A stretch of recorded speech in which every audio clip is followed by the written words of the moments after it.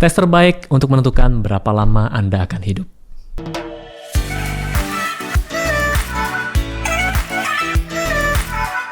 Oke, halo Sobat Sehat, jumpa lagi dengan saya Dr. Sung. Jadi di video kali ini sebenarnya saya bingung juga mau buat judul seperti apa. Belum ada ide, akhirnya ngobrol sama tim dan kita sepakat membuat judul yang sedikit kontroversial ya. Tes yang bisa menentukan berapa lama Anda hidup. Ya sebenarnya kita sepakat ya. Kita semua sepakat bahwa kita tidak tahu sampai berapa lama kita hidup. Tidak ada yang satu orang pun yang tahu berapa lama umur kita. Kita sepakat untuk hal itu. Nah, kita semua ingin berumur panjang tentunya. Dan pada saat berumur panjang, kita semua ingin mempunyai tubuh yang sehat, pikiran yang sehat. Artinya jiwa raga yang sehat deh. Jadi bukan sekedar umur panjang hanya untuk memenuhi data statistik doang. Tapi kualitas hidup Anda tidak baik ya. Jadi video ini akan membantu untuk Anda bisa berumur panjang dan bisa mendapatkan kualitas hidup yang baik. Jangan lagi ada yang komen ya, Dok, hidup mati di tangan Tuhan. Iya, saya tahu. Tapi dengan Anda belajar untuk menjaga kesehatan, dengan Anda memelihara kesehatan, otomatis Tuhan memberikan Anda umur panjang tentu saja bisa dengan kualitas yang baik ya. Bukan cuma untuk memenuhi data statistik doang seperti saya bilang tadi. Oke, di sini saya bahas dulu apa sih tanda-tanda penuaan. Jadi buat Anda yang umurnya masih 20-an yang nonton video ini atau yang masih umurnya belasan, boleh cek tanda-tanda penuaan mungkin di orang tua Anda yang usianya sudah 50 ke atas, 60 ke atas, atau di kakek nenek Anda. Yang pertama, ada kerutan di kulit. Anda bisa lihat di kulit wajah ya. Ada berapa banyak sudah kerutannya. Kemudian yang kedua, tanda penuaan yang kedua yang bisa Anda lihat, rambut mulai memutih. Kemudian yang ketiga, pendengaran mulai menurun. Jadi kalau Anda teriak-teriak mungkin bicara sama nenek Anda atau kakek Anda harus dengan suara yang besar. Ya, itu menandakan bahwa pendengaran mereka sudah mulai menurun. Kemudian penglihatan yang menurun. Kalau dulu bisa baca normal. Jadi kalau orang tua Anda dulu mungkin bacanya normal, atau Anda sendiri yang bacanya dulu normal, sekarang harus agak jauh kalau baca, ya baca koran. Ya, jadi penglihatan mulai menurun. Kemudian kognitif menurun. Mungkin daya ingat Anda menurun. Kemudian analisa Anda kalau dulu mungkin cepat, sekarang kok butuh waktu lebih lama. Konsentrasinya mulai sulit, ya. Kemudian ada namanya kalsifikasi. Apa itu, Dok? Nah, kalau bahasa kita sehari-hari ya, kalsifikasi itu mungkin orang-orang awam sering menyebutnya dengan pengapuran.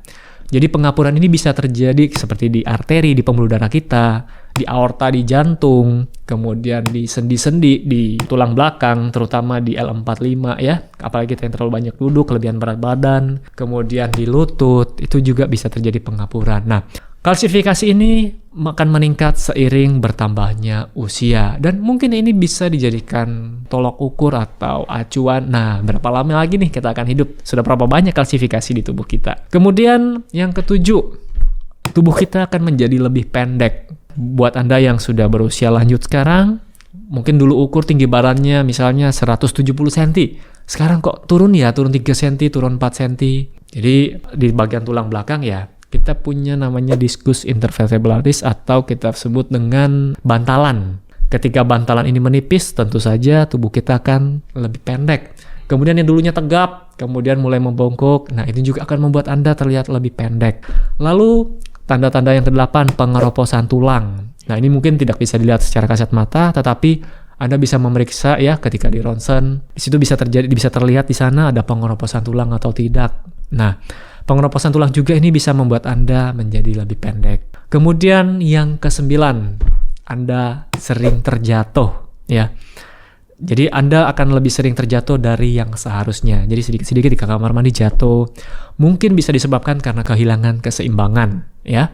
Nah, itu tadi adalah 9 tanda penuaan yang bisa kita jumpai. Tapi ada indikasi lain yang berkaitan dengan umur panjang. Nah, itu yang akan saya jelaskan atau yang akan saya bicarakan di video kali ini, yaitu adalah hilangnya otot ya. Jadi baik itu massa otot Anda ataupun kekuatan otot Anda. Tapi sebenarnya ada satu lagi, kelenturan otot Anda. Jadi ketika usia kita bertambah, kita akan kehilangan massa otot dan kekuatan otot kita. Dan ini terutama pada daerah paha depan. Jadi kumpulan otot di sana disebut dengan musculus quadriceps femoris ya.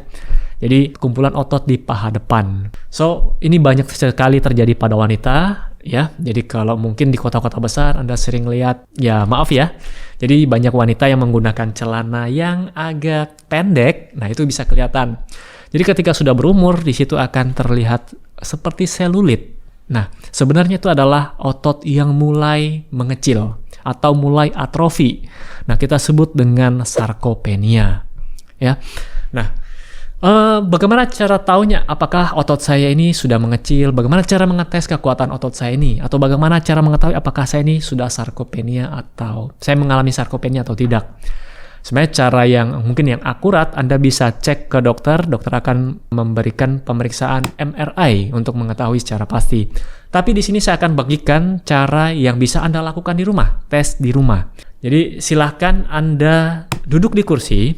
Jadi nama tesnya adalah sit to stand time. Jadi berapa banyak waktu yang dibutuhkan Anda dari posisi duduk untuk berdiri.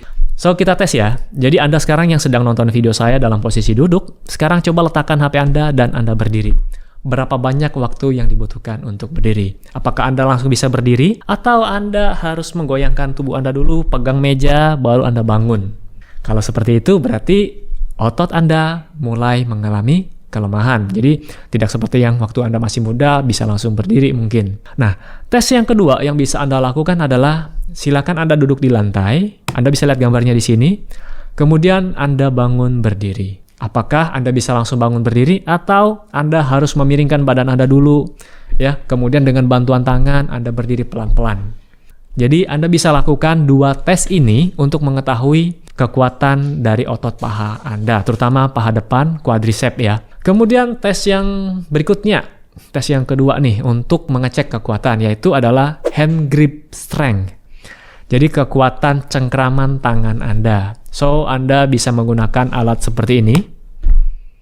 Nah, itu ada beberapa toko, ya Anda bisa cek di toko online atau di toko olahraga. Jadi mereka ada yang kekuatannya sekian kilogram. Nah, untuk pria, Anda harus bisa mencengkram dengan beban kurang lebih sekitar 30 kg. Kalau untuk wanita sekitar 20 kg ya. So, kekuatan cengkraman ini juga bisa menilai kekuatan otot Anda untuk bagian tangan.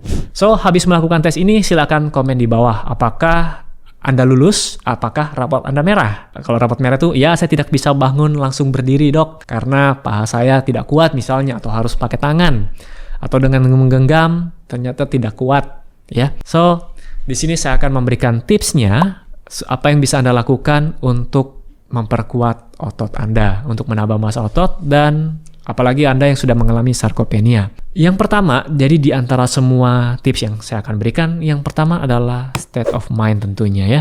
Jadi pikiran adalah faktor nomor 1 untuk umur panjang. Ini dulu. So, ketika Anda berbahagia, tentu saja orang yang berbahagia, sel-sel tubuhnya akan jauh lebih baik untuk regenerasi ketimbang orang yang stres sepanjang hari, stres sepanjang bulan, sepanjang tahun ya. So, pikiran adalah yang nomor 1. Kemudian yang nomor 2 adalah vitamin D.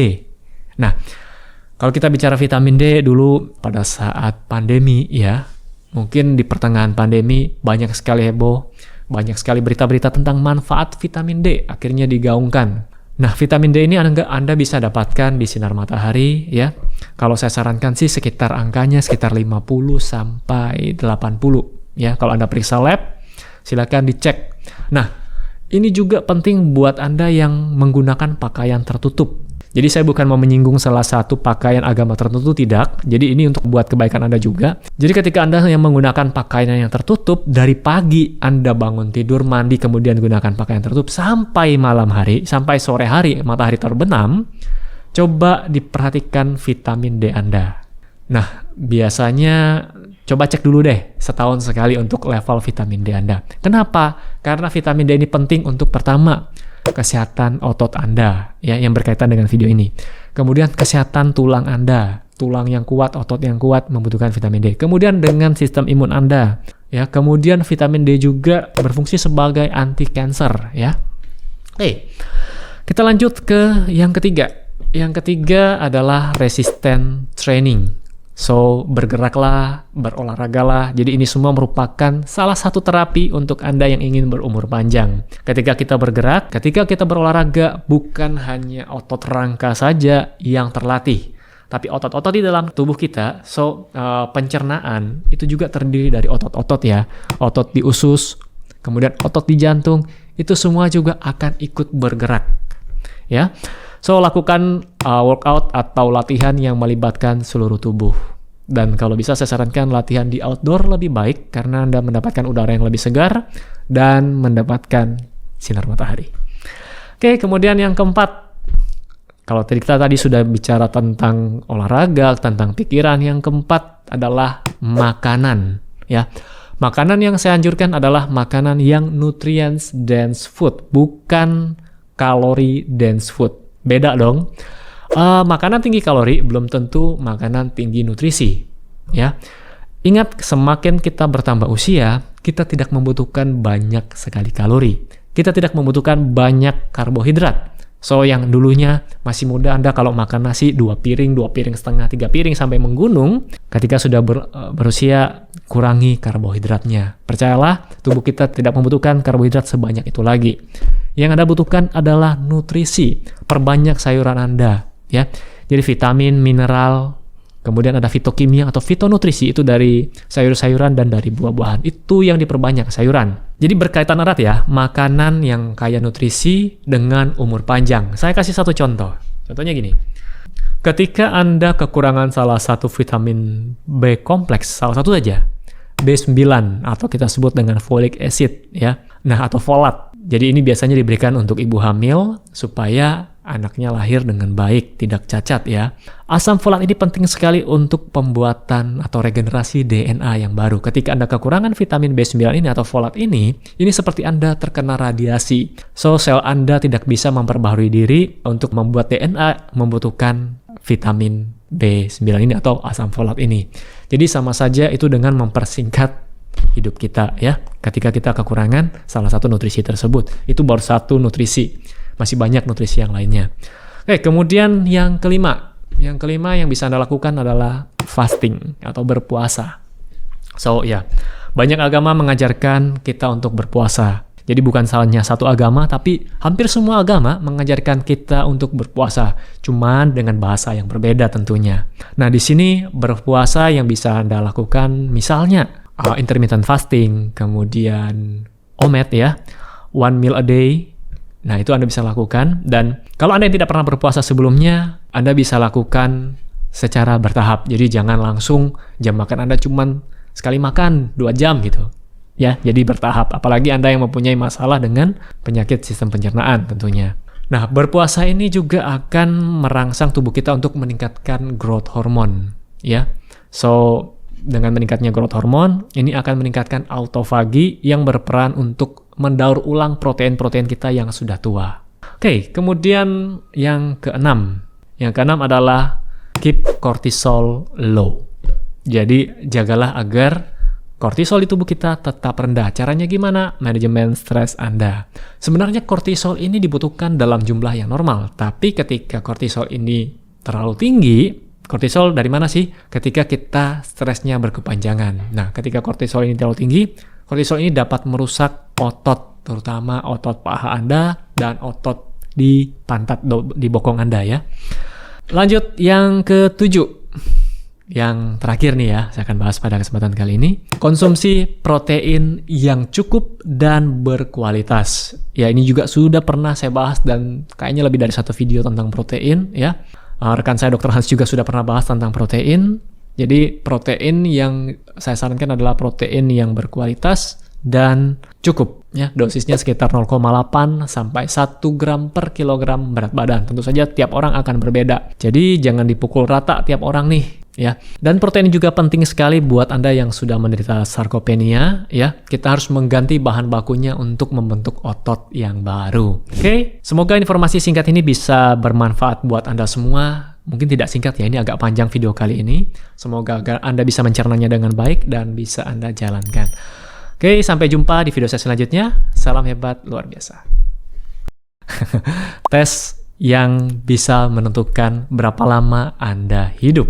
Ya, sebenarnya kita sepakat ya. Kita semua sepakat bahwa kita tidak tahu sampai berapa lama kita hidup. Di sini saya bahas dulu apa sih tanda-tanda penuaan.